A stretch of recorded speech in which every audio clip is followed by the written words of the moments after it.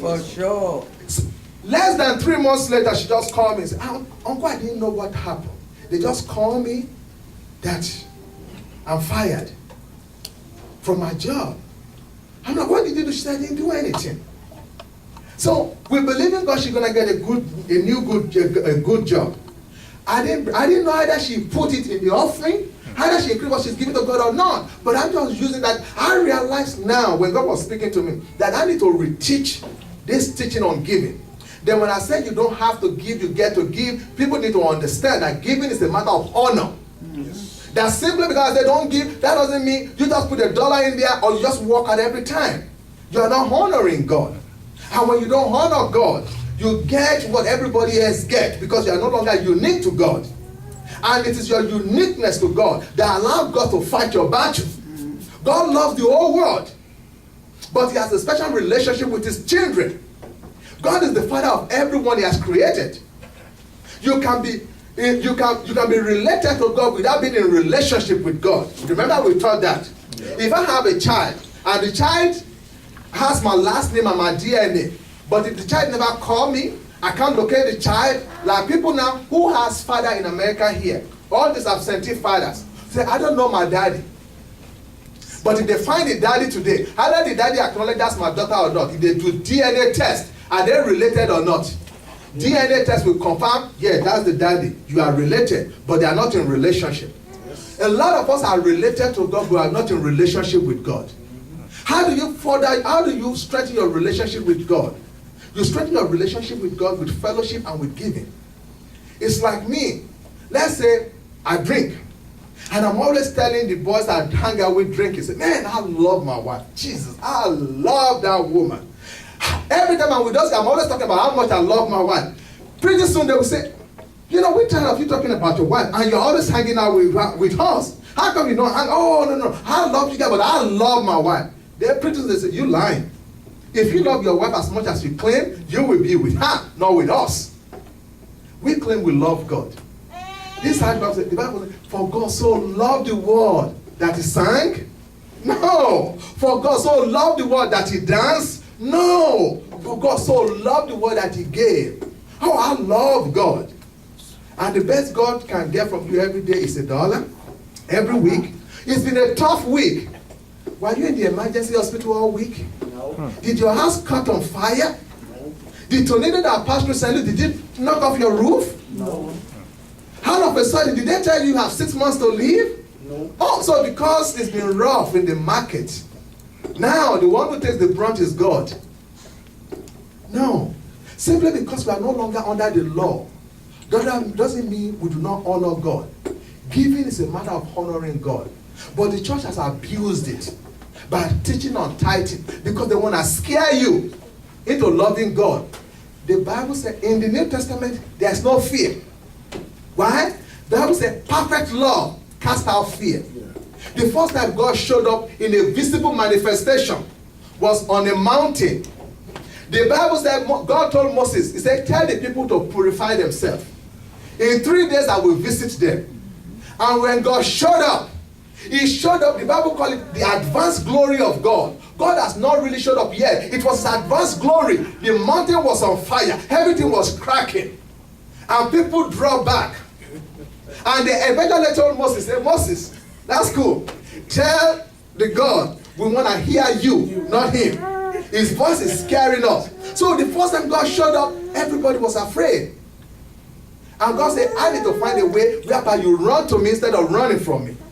And He came as a gentle little child. And when He came, even sinner can run up to Jesus without being afraid. People have had dream about Jesus, they say His eyes. His eyes is so inviting and so loving. So God come to love us. So in the New Testament, we are not supposed to be afraid of God. But that doesn't mean we don't honor God. So now to our text. We read the story in Luke chapter 18 about a young rich ruler. This ruler came to Jesus.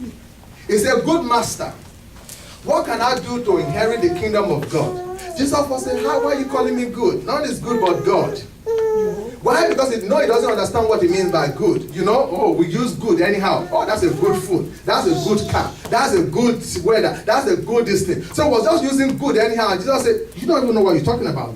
But let's move beyond that.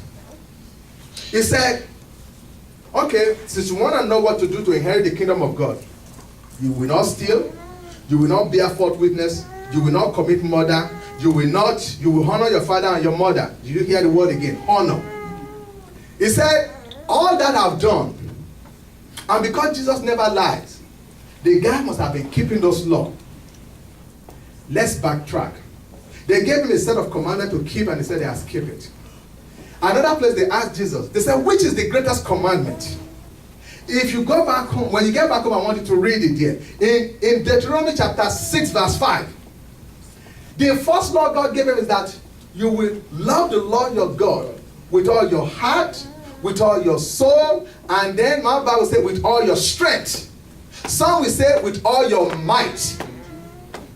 Let me tell you, when you first become a Christian, you don't know how to love God with all your soul. Any day you are tired, you don't come to church. That's because you're a young Christian. Any day you have an issue with your wife or with your friend, you take it out on God, we don't see you in church. But as you start growing in God, you start learning how to love God with all your strength. You start learning, if I'm as tired as I am on Sunday morning, come Monday morning, I will be in school. Come Monday morning, no matter how tired I am, I will drink coffee and drive myself to my work. You have a doctor appointment, a doctor. Do you know what they say they do? They practice. It's practicing with you. That's why they say, when they tell you something, child will say, go get second opinion, because that one might not know what he's doing. We have a lady in the hospital now. She's 90 years old.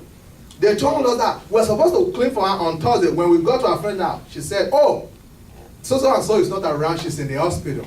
She said a doctor messed her up 7 years ago when he did surgery on her. And I was like, man, it's so true, this doctor are practicing.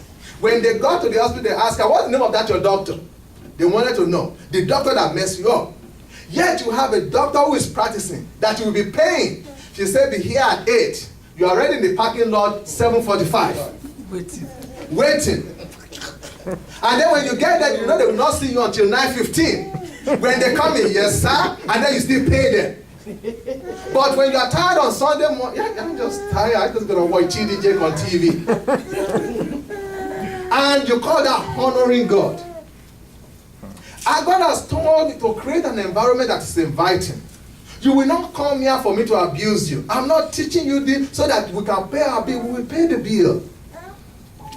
We will keep this place going. Why? It is the will of God. It becomes the bill of God. That's right. I told God I will do whatever it takes to obey Him. One of the things I've done is our washing machine broke down about 4 months ago. I told my wife, we need this in the church, we need this in the church, we need this in the church. This washing machine will wait. I said, I came from Africa. We'll wash our clothes with our hands.